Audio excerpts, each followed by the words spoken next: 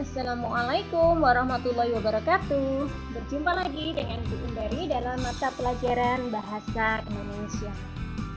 Kita awali pembelajaran daring kita pagi ini dengan membaca basmalah bersama. Bismillahirrahmanirrahim.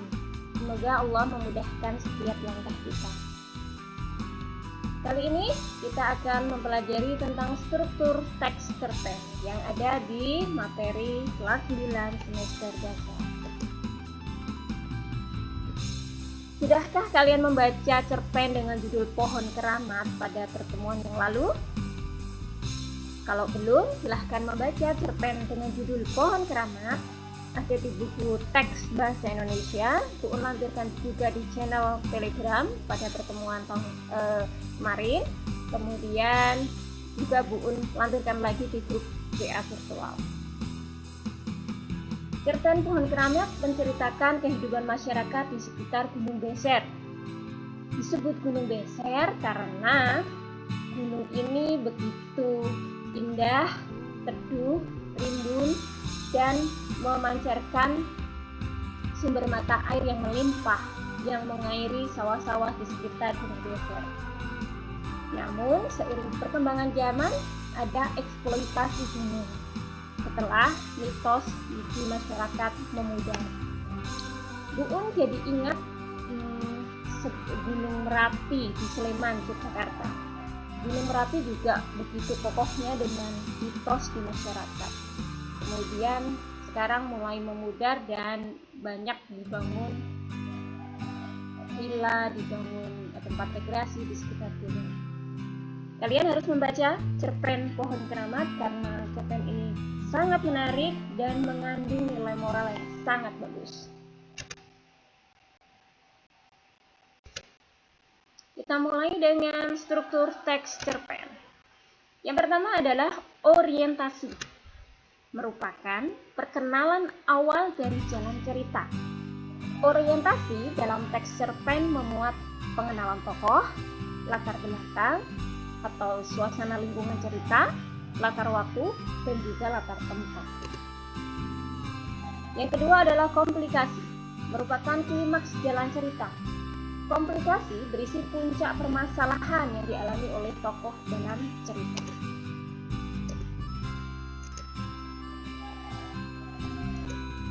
Yang ketiga yaitu resolusi, merupakan bagian dari cerita yang memuat mengenai jalan keluar yang diambil si tokoh dalam menyelesaikan masalahnya.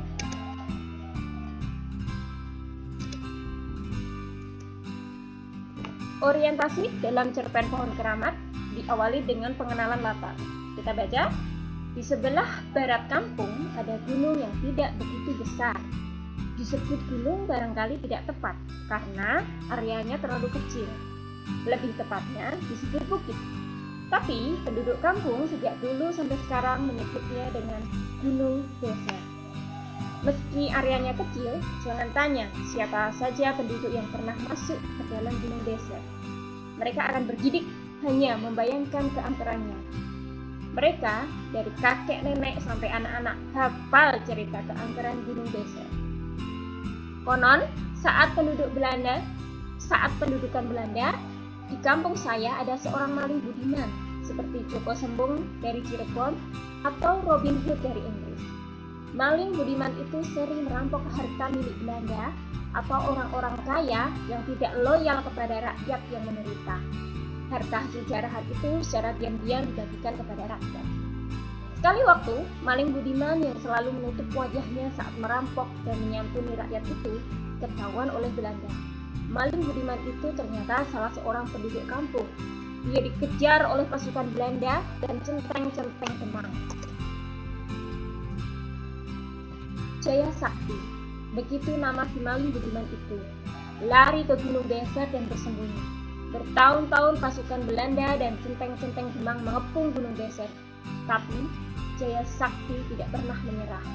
Pasukan Belanda dengan dipandu centeng-centeng kemang pernah melacak Jaya Sakti ke dalam gunung. Tapi tidak ada seorang pun dari mereka yang selamat.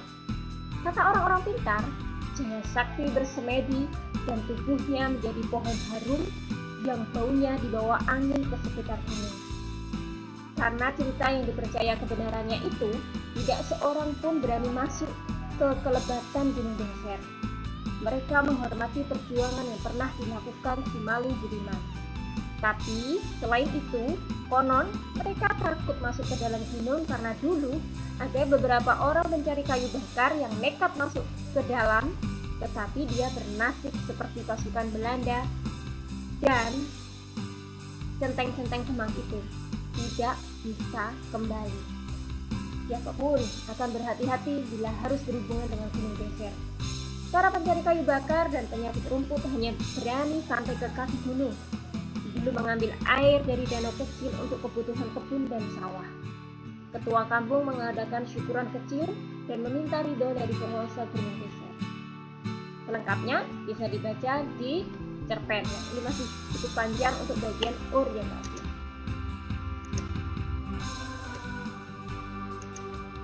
Kita masuk ke bagian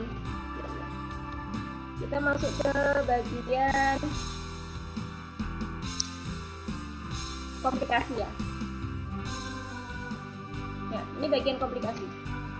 Kekeringan di musim kemarau dan banjir-banjir kecil di musim hujan tidak asing. Tapi para penduduk tidak menyerah. Alam harus ditaklukkan. Kipas angin dan kulkas menjadi kebutuhan di musim kemarau. Bendungan-bendungan kecil dibangun menanggulangi musim hujan. Tiba-tiba saya merasa bahwa persahabatan dengan alam menghilang dari kamus kampung saya. Ini mulai ada konflik atau masalah. Perlawanan terhadap alam itu berakhir ketika tahun yang oleh peneliti disebut El Nino itu tiba. Kekeringan membakar kampung saya.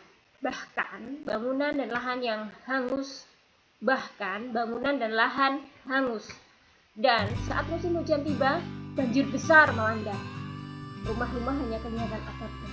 Saya sedang duduk di atas rumah ketika bantuan puluhan perahu itu tiba. Ini adalah puncak masalah, komplikasi.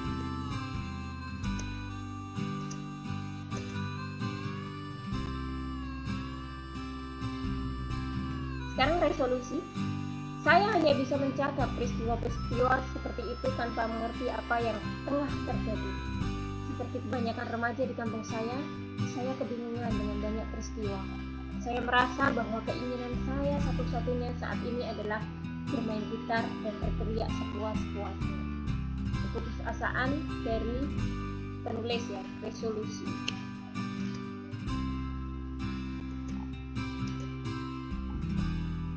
Ya, itu adalah struktur teks cerpen Pohon Keramat. Jadi ada orientasi, pengenalan cerita, diawali dengan latar cerita, kemudian ada komplikasi, peristiwa yang berkecamuk, yaitu puncak peristiwanya adalah ketika terjadi bencana banjir di area sekitar Gunung Beser, yang dulunya Gunung Beser begitu indah dan teduh.